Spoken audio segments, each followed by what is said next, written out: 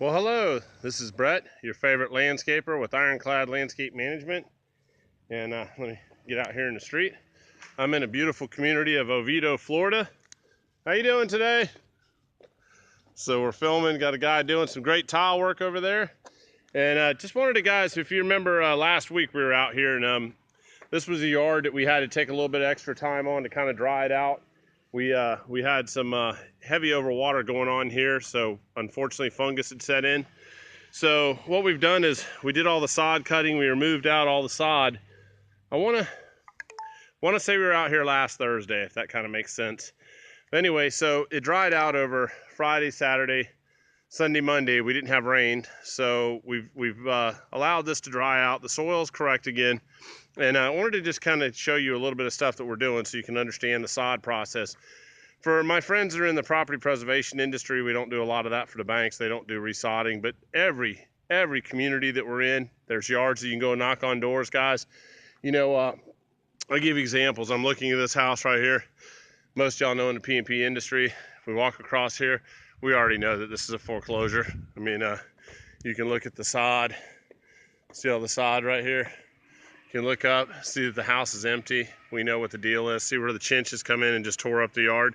Well, if you had this in a normal house, and I kind of wanted to show you too, where people see the grass, when you have the stolons that are totally laid over like that, the first assumption is that it's drought stressed. However, if you kind of look and we start getting down here and doing management, we can see that you have stolons of the grass where the yellowing is right here, and see how the ingress has been on a point of a hot source like a sidewalk. This is chinch bug damage, and what happens is the chinch gets in, completely suck the chlorophyll out of the stolons of the blade grass, and then the damage is already there. So basically just wanted to show you all what that looks like. Hey, look, a trifecta. Nice shade plant over there.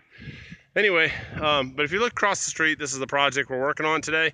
I'm waiting for my sod delivery right now. I don't understand why they're not here at 12 in the afternoon, but hey, we're professionals, we'll still get it done. Invest in a great set of equipment, guys. We have like 10 wheelbarrows. We buy the flat free, good Cobalt ones. But the secret is, if you look at all the irrigation flags are out here, all the heads are done. We switched out the broken heads, we got everything replaced. See where the green flags are?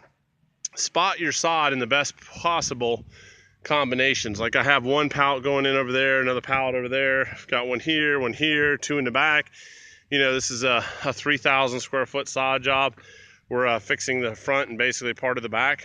But anyway, I wanted to show you that even though we're being compensated to do the sod services, we want to be nice to the clients. Your name and your reputation, guys, are everything. I went ahead and mulched with a bright, beautiful red cypress mulch. We didn't charge for that. The client didn't even know we were doing it.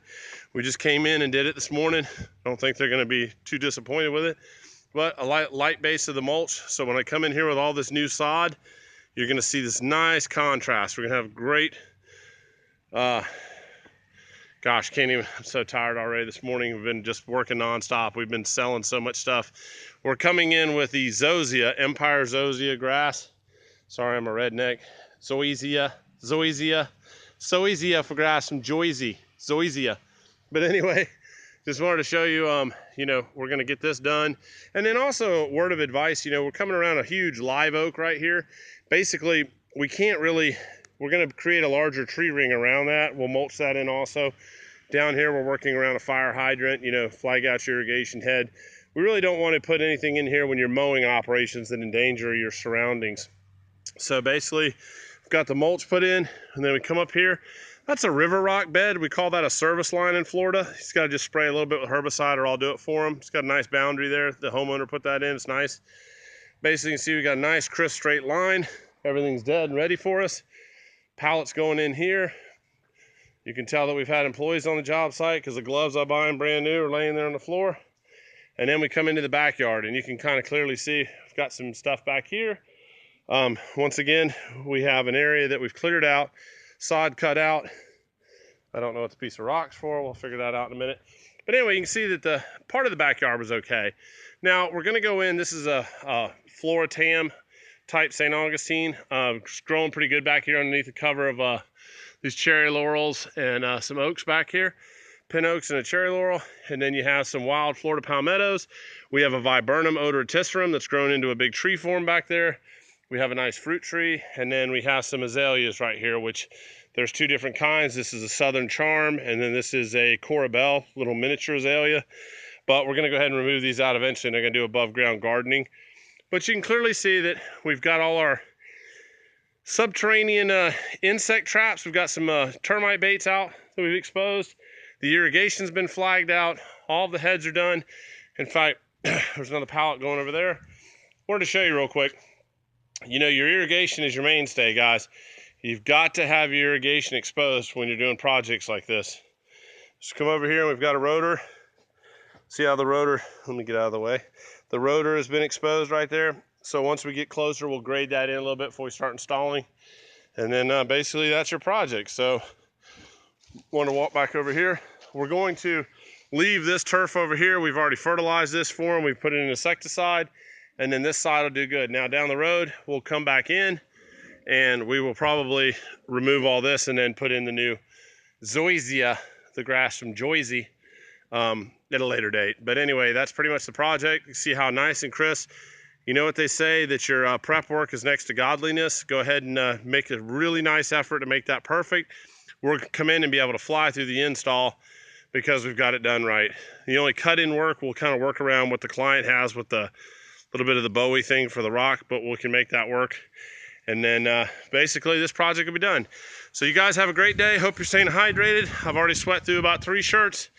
And I'm gonna go ahead and change into a dry shirt, spot my pallets, and we'll get back with you as we throw the sod, run the irrigation one final time, and then the most important thing that we've missed in our industry, do a final walkthrough with the client and grab a check at the end of the job. God bless you. We're thinking about you. And when you guys are wondering when the preservation work dries up, what's the next thing to do? Be like Ironclad, diversify. I cannot keep up with the amount of work we're selling right now. So we're hiring every day.